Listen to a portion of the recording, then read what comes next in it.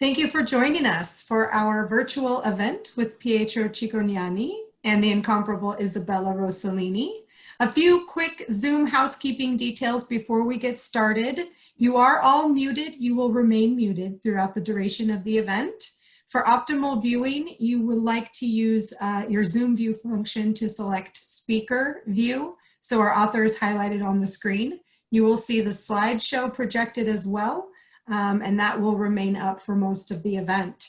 Please ask questions using the chat box function. We will get to as many questions as possible. We're behind the scenes monitoring the chat box, so type in your questions there.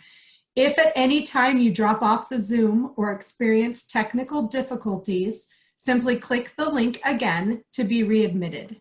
And if you haven't already, please do not forget to purchase a copy of Pietro Cicognani, Architecture and Design at BookHampton.com, rjjulia.com, or WesleyanRJjulia.com. You can click on the link in your chat box for quick and easy purchase, or you can visit us in store if you're nearby. We are open for safe, socially distant shopping at all locations. Plus, we have signed book plates and custom bookmarks. So buy your copy now to receive these custom signed items while supplies last. Thanks again for joining us, and I'll pass it off to owner of BookHampton, Carolyn Brody, to introduce tonight's featured guests. Please give a warm virtual welcome to Carolyn. Erica, thank you. And thank you all for joining. Welcome. And thank you to Pietro and Isabella for being with us tonight. We're going to talk about Pietro's new book, Pietro Cicognani, Architecture and Design. And Pietro has been practicing architecture for over 30 years, but this is his first monograph. So it's really very exciting. And it features 18 projects that range from city apartments to barns to country houses and to seaside villas, some of which you may recognize, and they're sort of in our backyard. So we're especially proud of him. And one of the things that I loved about the book, which you'll see, I'll hold it up just briefly and then you'll see it again. It's a stunning book, is that he's done in these projects, the 18 projects he's featured, he has collaborated with a lot of the best interior designers and artisans and landscape architects in the country and probably all over the world. And unlike some other people in the design world, he's not loath to sort of share that collaboration. So this book is kind of more than a twofer or a threefer or whatever, because you're really getting to see the work of a lot of designers in addition to Pietro. So I found it sort of really so generous of spirit, and it is truly just a visual feast. So Isabella and Pietro have been friends for a long time, and they are both Italian born, as we know, and Pietro has designed Isabella's barn, which you'll see in a little bit. It's her country home in Bellport.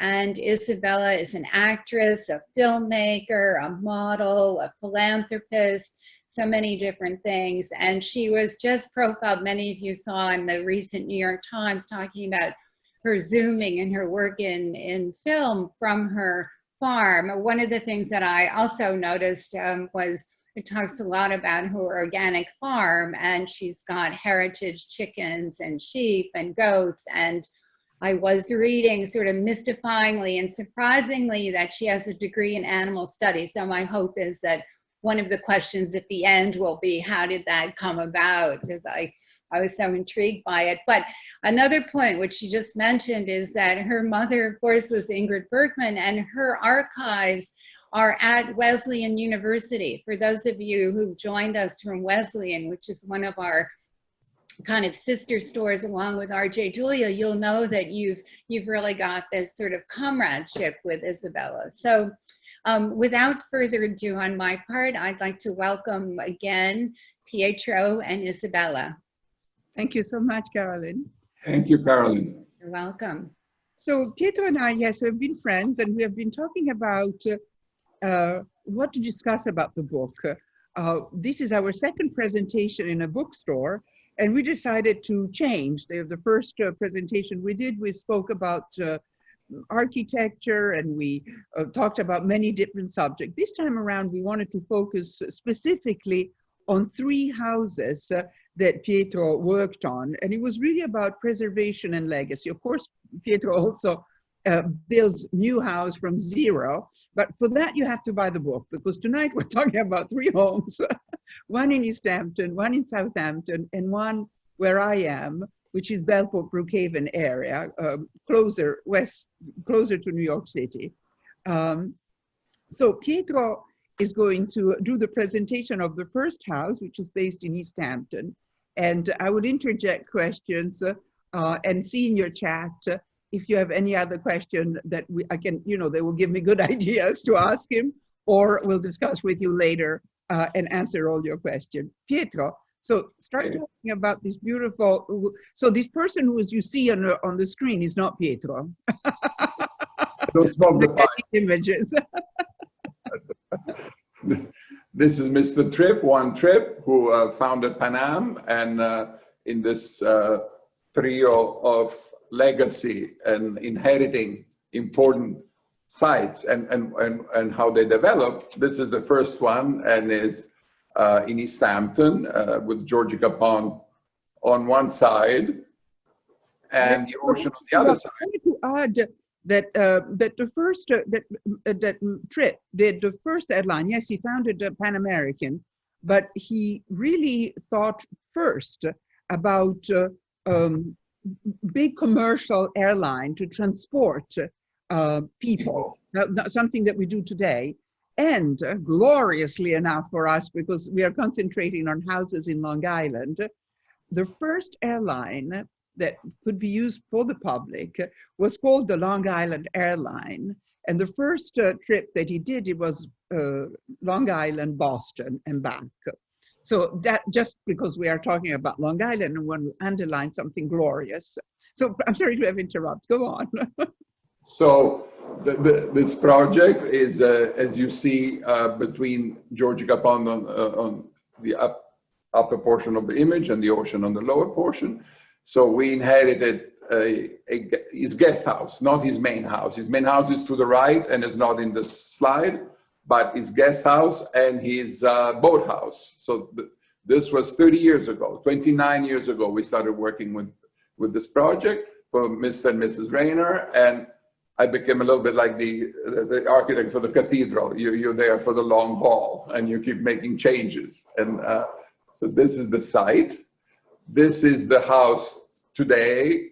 29 years ago, the house in the distance was a boat house with a sand on the floor, and we made it gradually into a guest house. And the house in front, the only portion that was the double story was the central portion.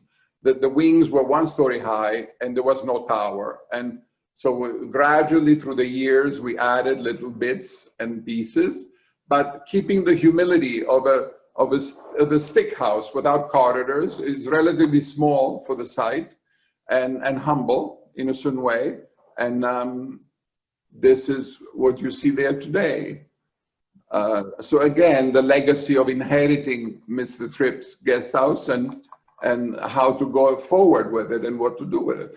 And ironically, the byproduct of having added the second story is it allowed this microclimate to exist behind it. And Mrs. Rayner was an avid green thumb, made an incredible garden out of something that wasn't there.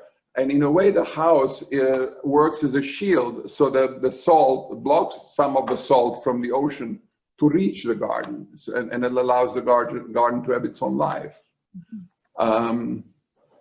We had just finished the house in '92, and this is what happened. So something that should be mentioned is that Mr. Tripp had a lifelong fight with the ocean. He had a bulldozer stationed on the beach full time. He buried a lot of used cars in the sea to stop the erosion. But nevertheless, this is what happened when we had just finished in '92.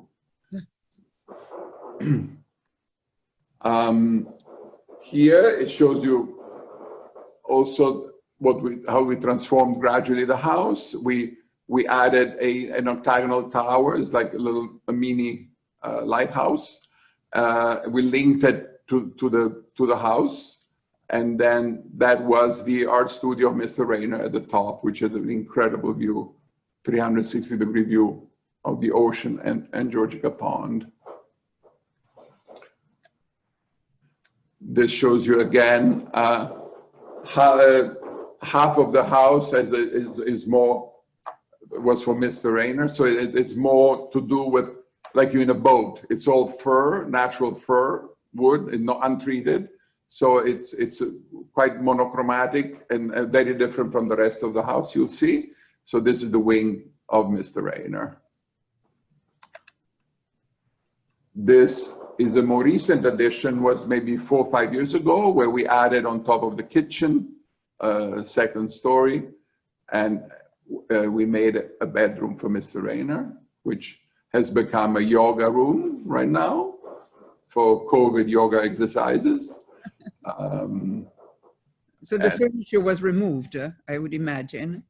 Not removed, just put aside, put next to the exterior walls.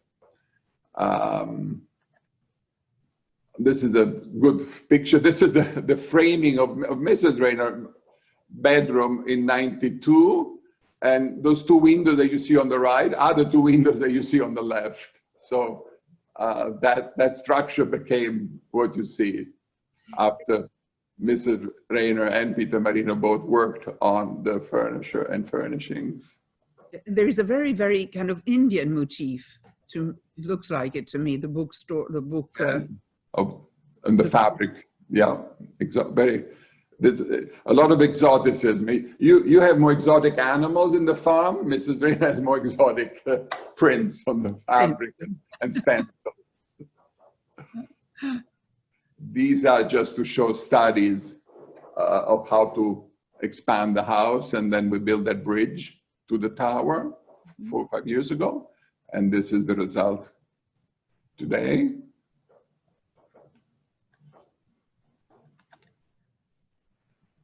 This is interesting. So we like it, what happens, which is not very usual, is that we keep working on the project, and Mr. Rayner and Mr. Rayner decided we would love a great library. So they are not shy to demolish something that was built earlier.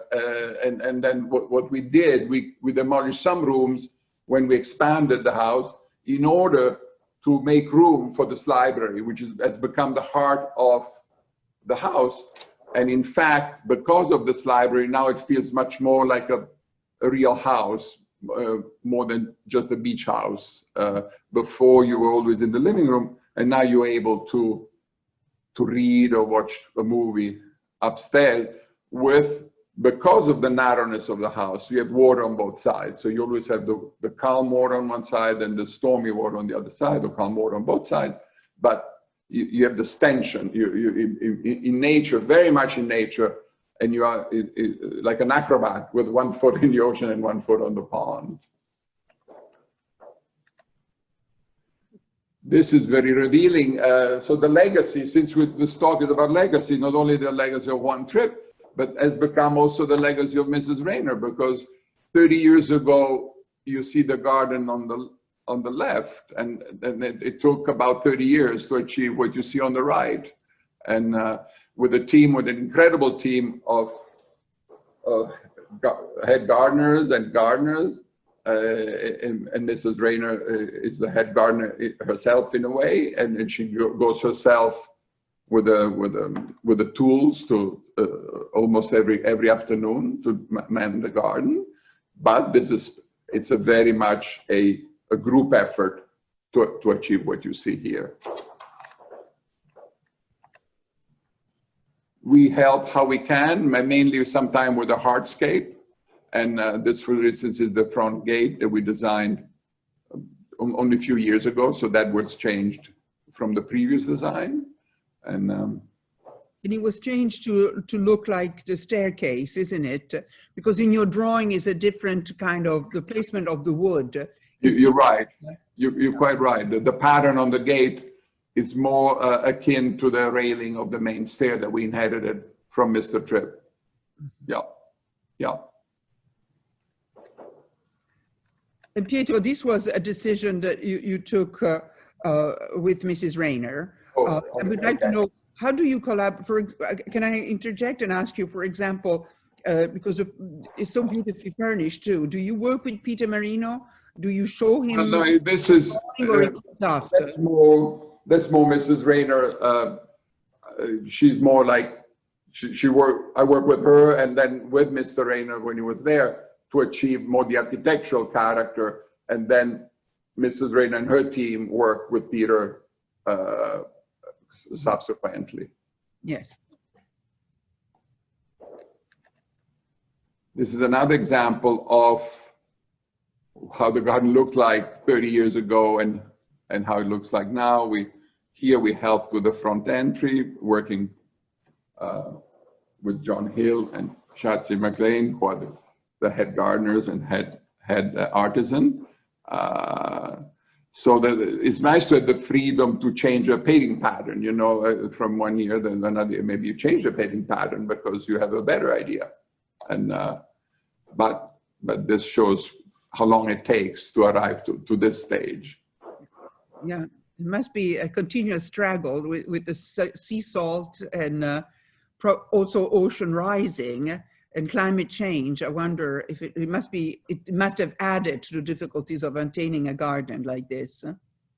Not only that, but also Mrs. Rayner was saying that some species bloom, you know, earlier. They changed the pattern of all these exotic flowers that are on the garden. It changed it when they bloom. When it has changed the season. Mm-hmm.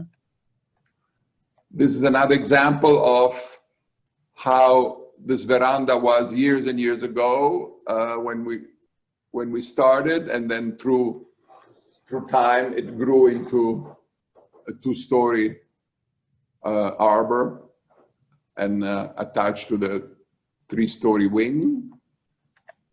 And here you see a detail on the left of the two-story arbor. And then very much there's this idea of nature that has to come into the house. You know, the exterior wall, it becomes conceptually very transparent. And then you try for the nature, for the inside to respond to the outside as much as possible. And this is the mudroom, which is kind of an unusual mudroom. And this proves this attempt of the nature coming in.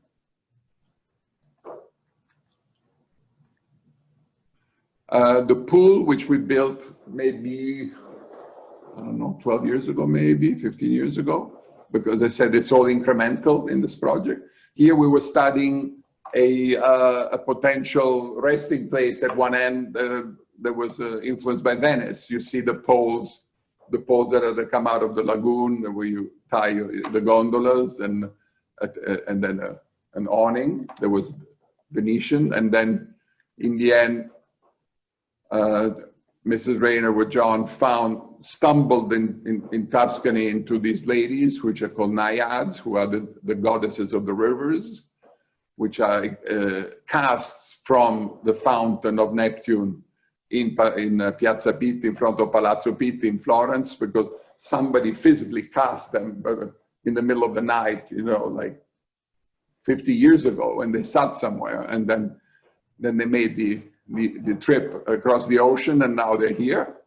And here you see studies of how to place them and where to place them on the left, and then the result on the right. This is the garden a long time ago, and then the view towards the pond house, which, as I said, used to be a boathouse. This is how it is today.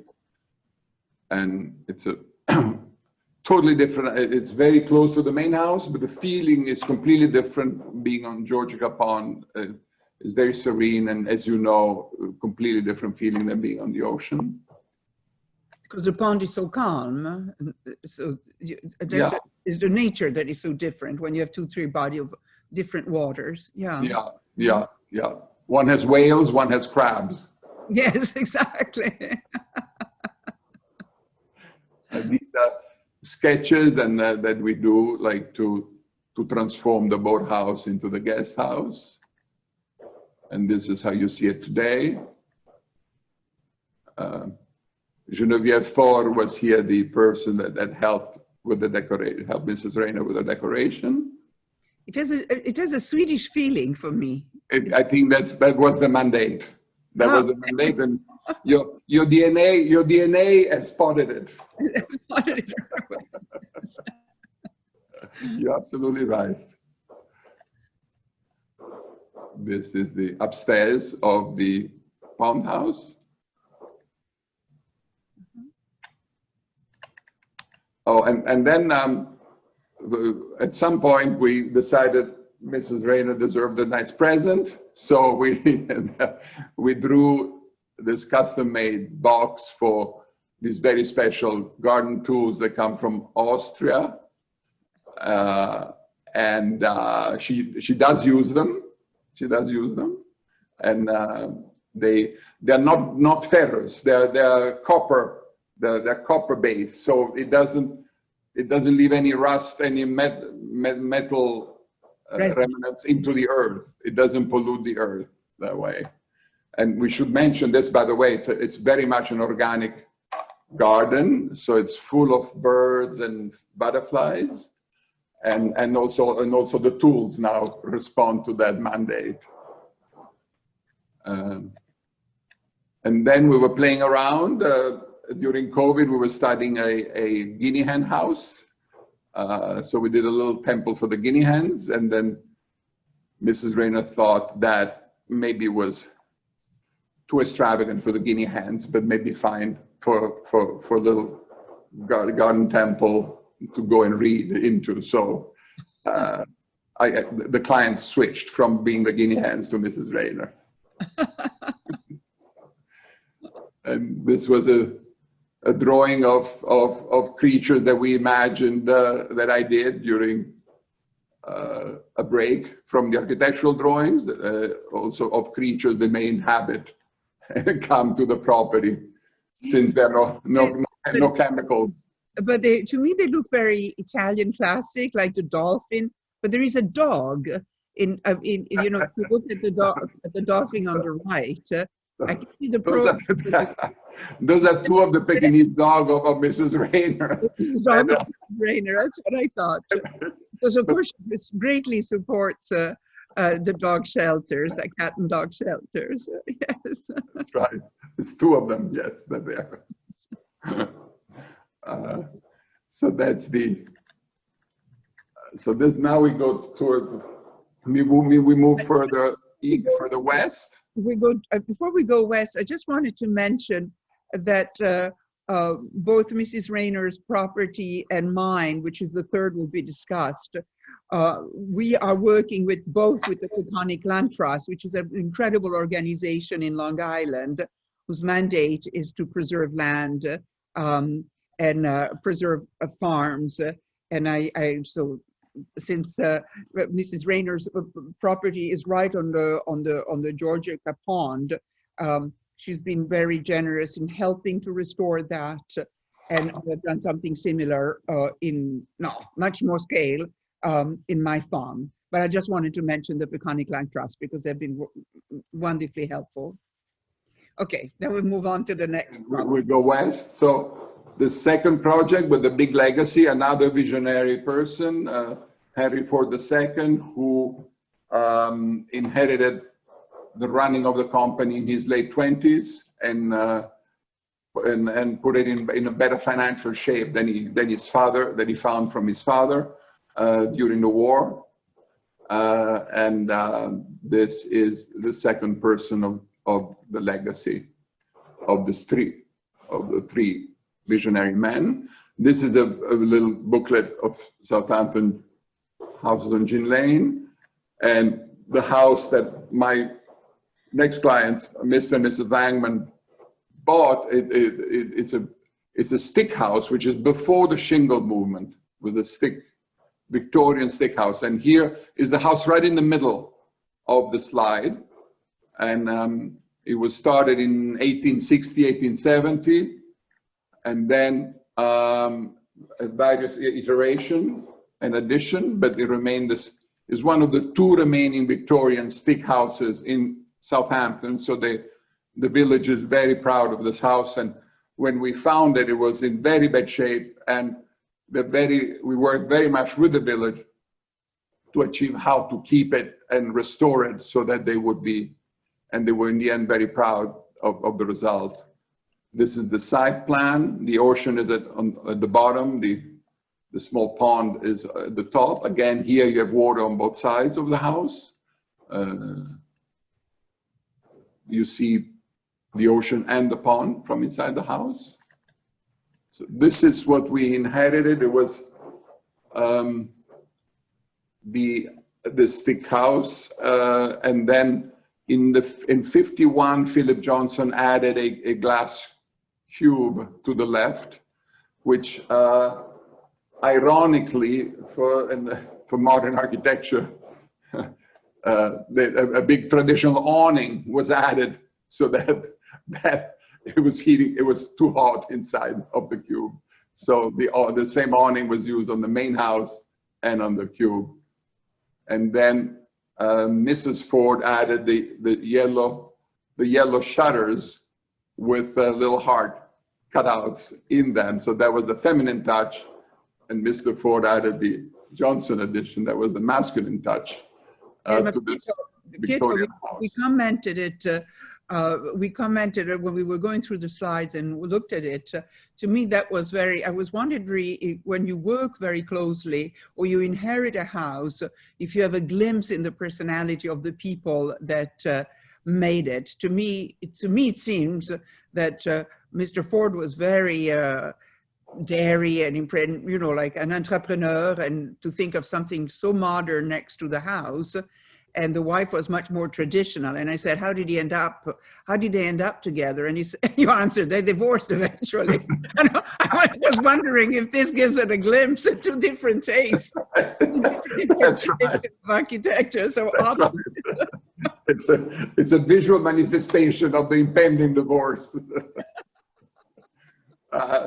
Anyway, we decided with the village that this was not one of the best projects of Mr. Johnson, and that it was in very bad shape. And we really wanted to restore this Victorian stick house to its glorious days. And Mr. and Mr. Langman were very much in agreement with doing that. And so you see the early interpretations of what we planned to do. We added porches. And again, it's one of those very vertical old Southampton houses. You know, it is not sprawling in any way, but it's very vertical. So, and this is, so the Johnson cube was on the left, and you see now the wing, and a boring asphalt roof was on the right, and you see a trellis, a pergola there, so you can use the roof. And this was the view from the sea, with some yellow shutters wherever you could fit them, and and then what we did with it, which is again the generosity of porches and view out. And it was, you know, also it was very dark house. Maybe that's why also they wanted a glass cube, because it turned its back toward the ocean. It's one of those old houses, you know, with not very generous views, and we improved a lot that situation inside the house, so that the feeling, Pietro, when you saw the Philip Johnson intervention, that there was this need to see the ocean and to see the pond, and that was his response to that need. And you instead, once you took down the Philip Johnson, you created all these porches and terraces to repropose this need to see to look at nature and to see the very much so. As you can see. Mm-hmm. Here we expanded it and opened up the house as much as we could. You're exactly right, because here, as you know, you live outside. Well, you live only inside in the evening or to sleep. Otherwise you cook inside, but you really stay outside. And here you have another view. You see in this attempt that we made to to regain the glory of an old Victorian house. And a curious thing, this is the only swimming pool that is built on a dune, on the crest of a dune in the entire eastern seaboard of the United States. And this was, I don't know if Mr. Ford managed something had to do something with that or not, but it's probably also permits that were given before, and nowadays probably you wouldn't be able to build so close to the water, or your insurance will not cover your house. But look, there's you would never. You would try to keep them and keep your legacy. And today the pool would be on the other side. It would be on the lawn, on the pond side, with a setback. It would never ever be, or at least quite further back. The topography wouldn't allow it, so it would never be able to exist on a dune, and rightly so. And so, but he probably demanded engineering work because the sand moves and the water is so heavy. So there is an enormous engineering intervention too to make that pool not crack. I think the concrete that they build it with is very, very heavy and a lot of mass. So somehow it survived. It survived all these years of storms and erosion, and it really did. And this is the piece where Mr. Johnson was. You see, we played a lot with the motif of the stick style, with the pattern of the shingles and the trim.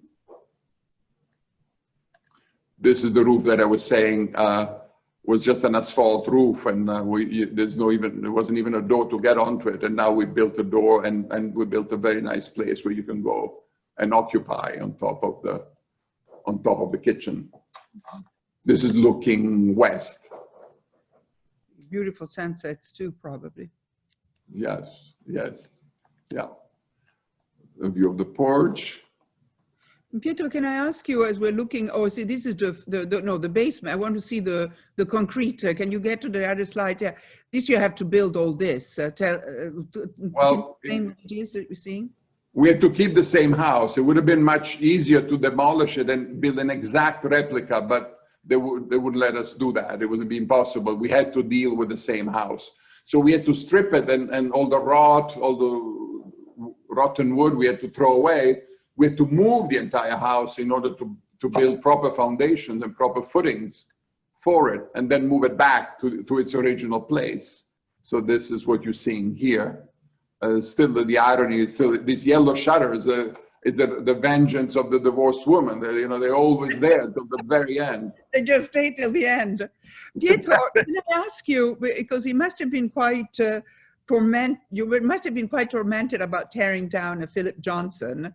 Well, maybe it didn't belong, and the city wanted to save the style of the house, since there's so little left of this old. It's a tough call. It's a tough call, but as I say, it wasn't one of his best projects. And also, when I went to see him when I was young, and I just opened the firm, full of vigor and enthusiasm, and I went to show him. I made an appointment, went to show him the drawing. I was so enthusiastic, and he said, "This is very nice work, young man, but you have a major problem in this town. You're not gay and you're not Jewish, so you're going to have a really tough time." So. This is in memory of that meeting. What did you answer? I said, maybe I can change one. But you didn't specify which.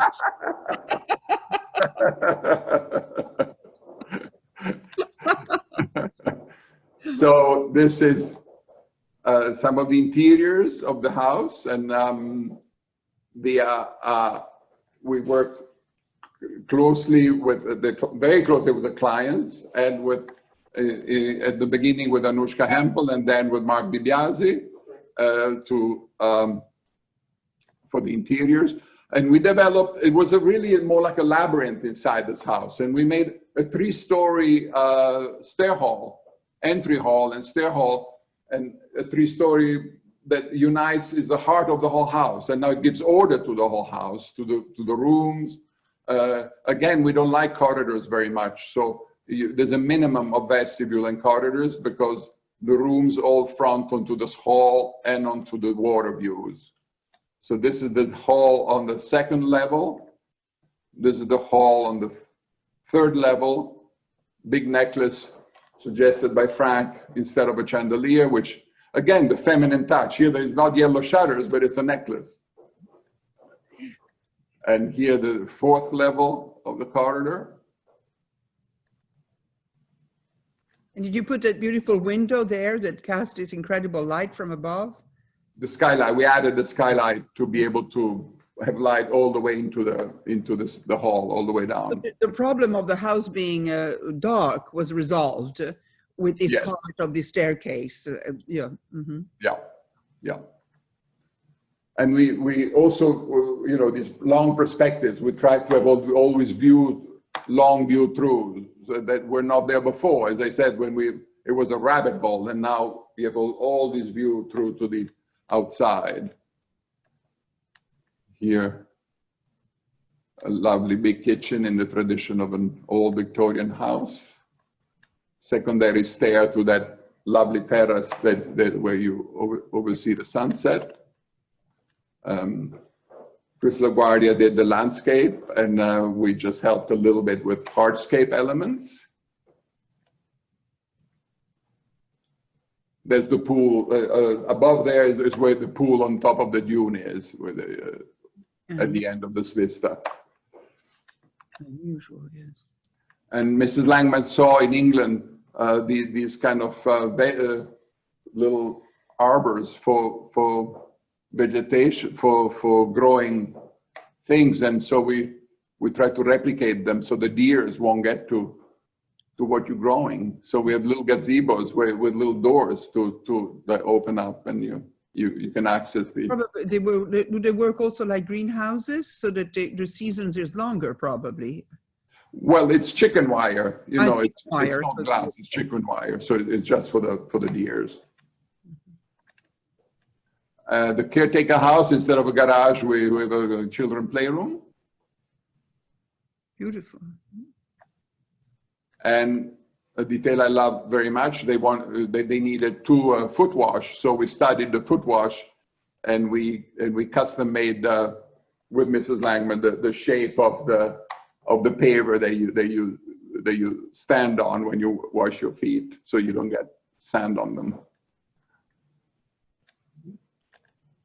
And then and now we are at your place. Yeah, this is my place. Yes, right.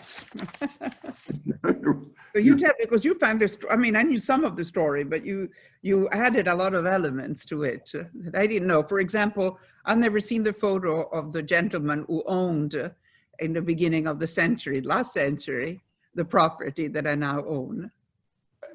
And he was George Washington was his name, a Belgian inventor that by pure chance discovered instant coffee. He was in Guatemala after a few failed businesses, and that was his name, and he actually named his daughter Martha.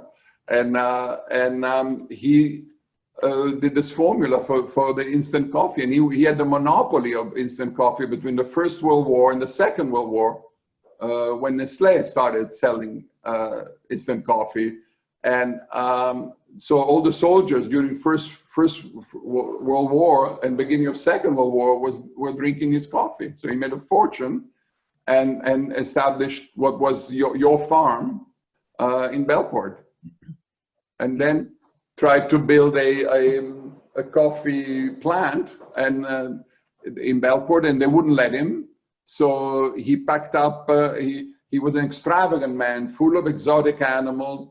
Pink flamingos. He always went around with a monkey on his shoulder or a pink flamingo on his shoulder, and exotic plants. Very eccentric man. And once they refused to give him permission to build a coffee plant, he left, went to New Jersey, and reestablished the whole business in New Jersey, and never went back to Long Island. So this was his swimming. He had the largest concrete. Really a pond, you call a swimming pool in New York State at the time as part of your property. And that's why the reason why you unearthed so many concrete paths and bunkers and things in your property, which you didn't know existed when you bought it. So when I bought the property 8 years ago, it was the house and then 40 acres, but the property of George Washington was divided. So on the right, you see the house with 10 acres that Suffolk County purchased for open space, and in the red, there is all this land that with the help of the Peconic Land Trust and the Post-Mara Foundation, we decided to restore into a farm.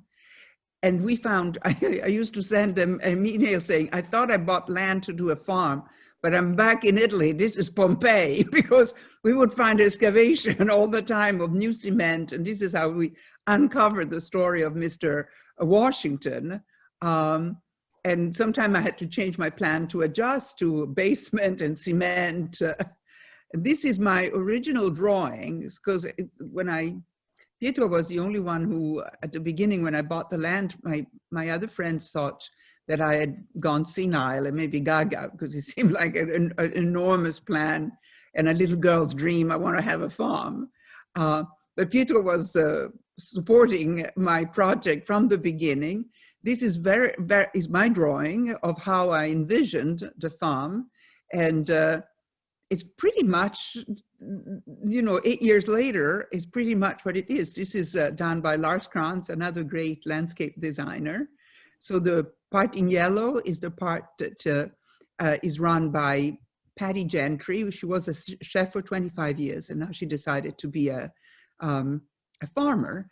And she produces wonderful vegetable for a lot of chefs. She's a chef, and so she's an oar of other chefs, and she's at the service of other chefs. This year, a lot of restaurants closed, and we were lucky. Last year we started a CSA, which is you buying the share of what the farm produces. So we could go Patty could go easily from 35 clients, because she was favoring selling her produce to chefs, to the CSA member. This is the gate that I have done. Is with Lars Krantz. We just picked up old instrument in garages, and we painted it red, and we made do our entrance to the farm. The farm is now called Mama's Farm, but at the beginning it didn't have a name, so we just called it the farm. So this is one of the cement element that we found that we loved. We found a road, very beautiful, into the woods. It probably was the road that led to the big house. And it would have cost a fortune, and probably I would have never gotten the permit to get a big road like this. This is Patty's vegetables. I have a collection of heritage chicken. So Patty does organic farming, but not only organic. When you do organic and you do vegetable, you do heirloom. Heirloom are seeds that you may not find commercially. Tomatoes that are unusual, that might bruise. Here are some example that might bruise, or they don't have a very long shelf life. But in a small farm, like artisanal farm, which serves the community, we can do a bigger variety of produce, because we don't have to ship them across America and they have to survive for 2 or 3 weeks. And that gave me the idea, while I was studying at the university, that a lot of farm animals are endangered too. So they are like heirloom. And in fact, they're called heritage breed, but you can apply, one is for animal and the other one is for vegetable. And so I started a collection of chickens and turkeys and ducks, all heritage breed. And most recently, I started also a project. I started really 2 months ago with sheep, heritage breed of sheep, and work with the Parsons School of Design, because I was a model for a long time and I love fashion, into bringing some conservation element to fashion. And we call it farm to fashion, and not only farm to table. And we would like to bring back this old wool that, like there is monoculture about animals. So the monoculture of sheep is the merino sheep, but we want to have other sheep and other quality of wool. This is Patty with her dog Oliver at the farm. In the back, you can see my gate that I'm very proud of. A lot of people gave me rusted things that they found. Oh, I have this instrument that I didn't throw. So I painted everything and made it into like an art installation at the farm as you walk around. All those are farm instruments that I decided to paint, like color of macarons or ice cream. We do events. I was working in, I work as an actress, and so I was in Canada doing a film about a teepee. I couldn't resist. The teepee has become really a place where I meet you at the teepee because it's about 30 acres. We are doing theater. The farm has an incredible community of children. That's why it's also called Mama Farm. A lot of mothers bring their children to learn about vegetables and animals and take walks. And I didn't know that it was going to be an incredible service to the community. I did do it because I did have always the dream, a little girl's dream, to have a farm. I'd rather have a farm than a swimming pool and a tennis court. But it really became of incredible service to the community. Pietro, what is this? This was the earlier proposal for a house in the farmhouse that we had. Oh, that's right. So this, Pietro, you talk about it, Pietro, because in a way it hasn't really changed that much. I mean, it's the same need, that you're covering the same need, but in complete different design. This is what Pietro, so when I bought the land, 30 acres, I took out of the conservation easement a certain amount of acres because I always felt that maybe one day we would need a kitchen or a place to stay. It will also make our possibilities to stay at the farm longer because here it can get very cold in the summer, in the winter. And Pietro then designed that first project, and then this house next to the farm came available, and I bought it. And it's a very modest house. And with Pietro, we are now working on this project to eventually become this. Pietro, would you like to explain, to take it from here? Yeah, basically it's a very hopperish house. You're kind.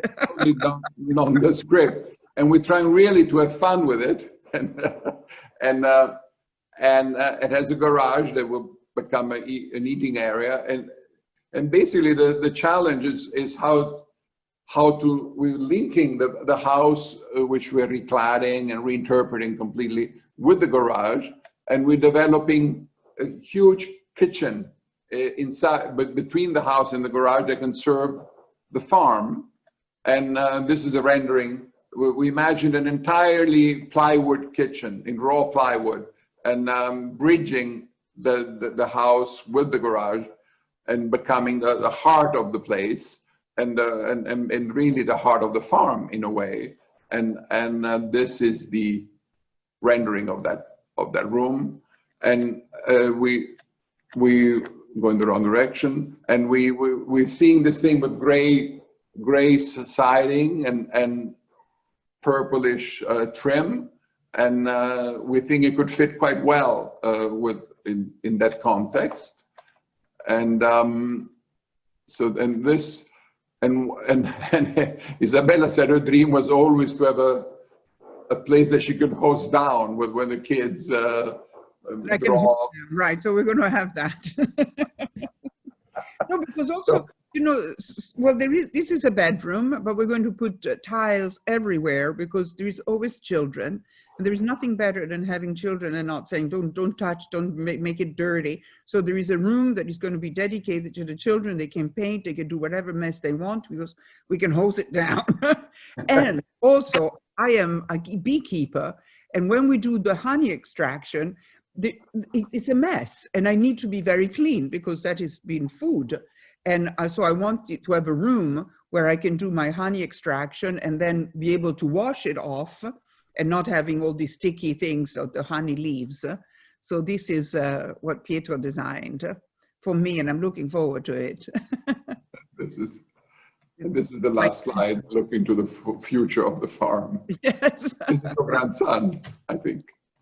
But, you know, to me, what was interesting, then we'll take the questions if there are any. What was interesting that even in the project that you have designed, can I see it again? I forgot how beautiful it was. Now I feel like, oh, maybe I should have. Now you want to change? But it was so beautiful. And, but it is still this idea of a big kitchen, because the whole idea is to do cooking lesson, to eat, to go outside, take the things from the garden or even forage and eat. And we eat all together, and there is not a living room or a study. There is a few bedrooms but the main thing is the theme of the farm, which is all, and probably is very Italian, no? But the heart is the food is central to your social life and cultural life. Yeah, yeah. Okay, so these are the three legacy projects that we have from the book. I mean, no, this is not in the book. This is the current project. So if you have any question, please submit them to us. And I would like to ask Pietro. Pietro, I'm sure that you like to both create from zero or work at you know, massage a project like the one you've done for me, or the two other projects we talked about it today. But do you have a preference? I mean, how does he? Do you have a preference, or that you like to be limited by something that is existing, or no,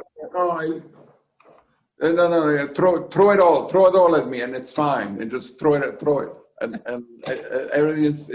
everything is a challenge, everything is a puzzle to be solved, and interesting, and you find a human aspect in most things. Yeah. Do you collaborate? I would imagine, I mean, we're very good friends, but I mean, our friendship started by doing a project together, which is the barn that you will find in Pietro's book, because this is the future project. We talked about the future project, but in Pietro's book, there is already the barn that he has restored from me and another that used to be a farm, but the land had been sold and developed, which is one of the things that always happens in Long Island. Pietro, do you work as close as you work with me, with your client always, or it depends on the client? Most often. I think the best result is when you work really closely with your client and you listen to them carefully. I think that's what gives the best projects. Yeah. Do we have any questions, Julia? Wonderful. Yes, we do have some questions from the audience, and they flow nicely with the questions you just asked. So there is a question that says, seems like you become friends with many of your clients. Pietro, this one's for you. Or you remain in your clients' lives. Why do you think that is? Yeah, actually, the profession is an excuse to make friends and remain friends. It's a huge excuse. No, I found that it's most often because you become quite intimate to it's almost like a therapist a little bit, and especially when you have a successful project and that keeps going, you do remain friends, and you find commonalities. They want to work with you. That's why there was something in common to begin with. And that remains. And it's ongoing. I mean, both for me and Cathy Rayner, we have been working with you for 30 years. That's right. No, that's right. It's a very nice part of this profession. And I think that I wouldn't have built that many houses or done so many projects if I didn't have the friendship with Pietro. I mean, it was also a way to invest my money, but it was also fun and interesting. For me, and if I hadn't met Pietro, maybe I would have invested the money differently. But this was a source of great joy, and that's why we did. This is our third or fourth project together, fourth, I think. Right, it becomes very personal and as you said, ongoing. Isabella, do you have a dream house or dream project you still must do? I always have something. I always have something. If anything, I have to kind of contain myself and say, no, basta, now just do the bed and breakfast. And when the bed and breakfast in Bellport is ready, you might think of something else.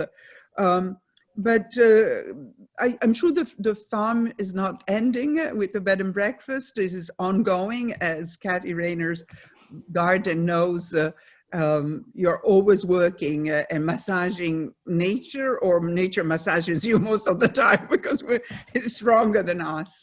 And so it's an ongoing, it's growing as you do. And this was an experiment. I mean, I really did it because the land became available, and a developer was going to build 12 homes, and we were all very sad because it was the only 40 acres that were left unbuilt, and we all took our walks in the woods, and that was going to be gone, and giving Bellport Brookhaven more and more of a suburban look.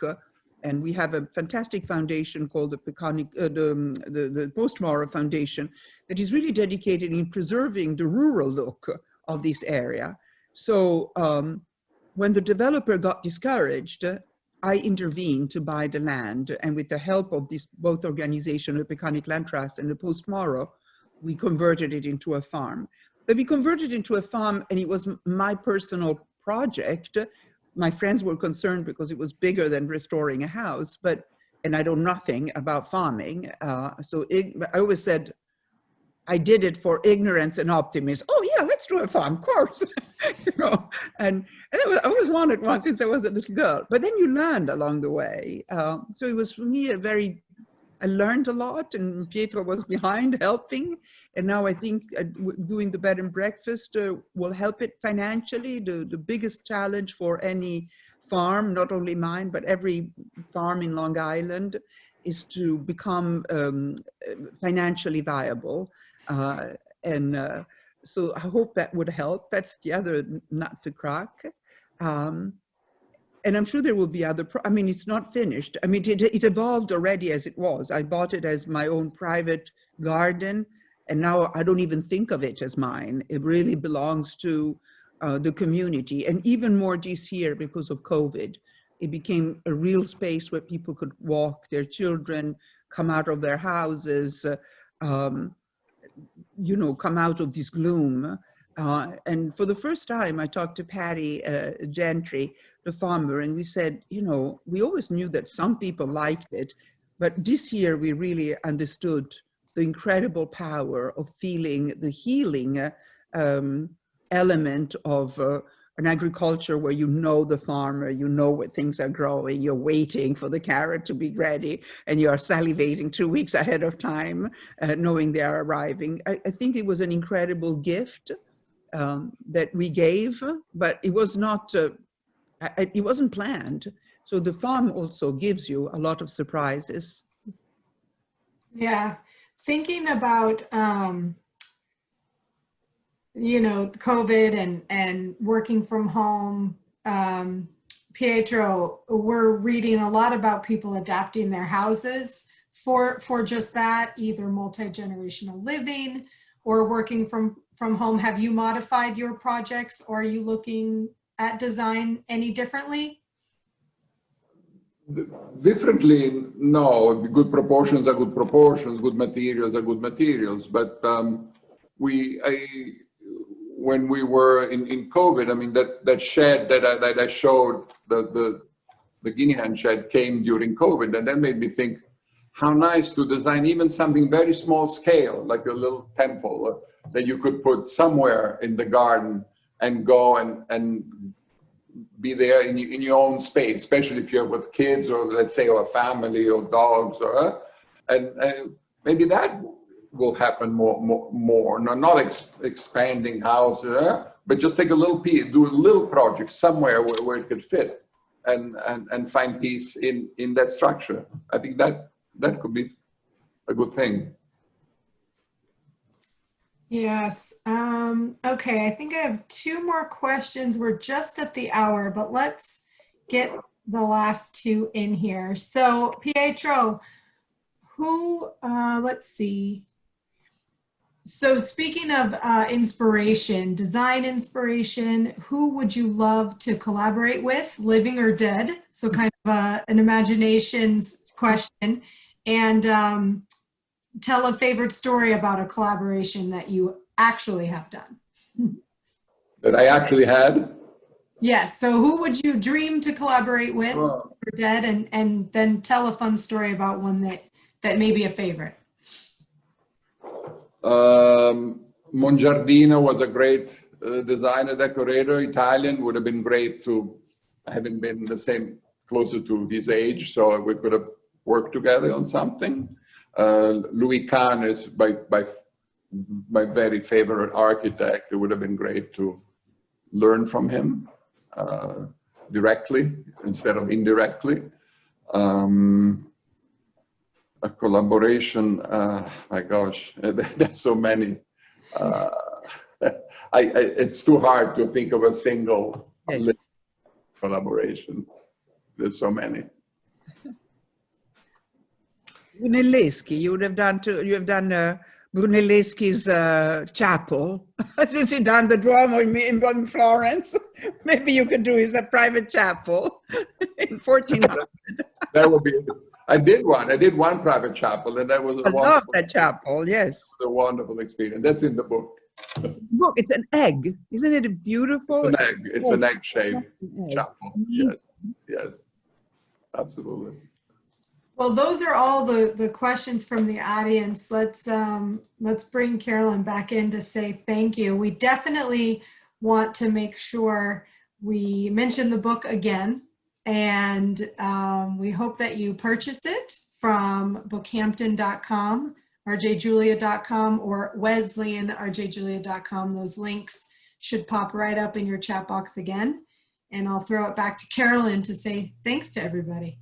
Oh, and just quickly, thank you. And Pietro and Isabella, just charming. I just loved it. I could go on all night. So I love the stories. I love the banter. I love the warmth, and I love the designs, really beautiful, and the way, you know, sort of the inspiration behind them. So thank you so much. As we say to most people, don't be strangers. And again, to those of you on the call, and I don't know if you've seen, but the numbers have grown over the hour. So I'm really delighted to be with all of you for a Saturday night. And again, thank you for being with us. And here is the book again, which is gorgeous. And it does have the chapel, which is just it's a charming project, along with so many others, including those, you know, the ones that we've seen tonight. So again, thank you so much. Thank you very much. Thank you for having me. Thank you, Carolyn. Loved it. We loved it.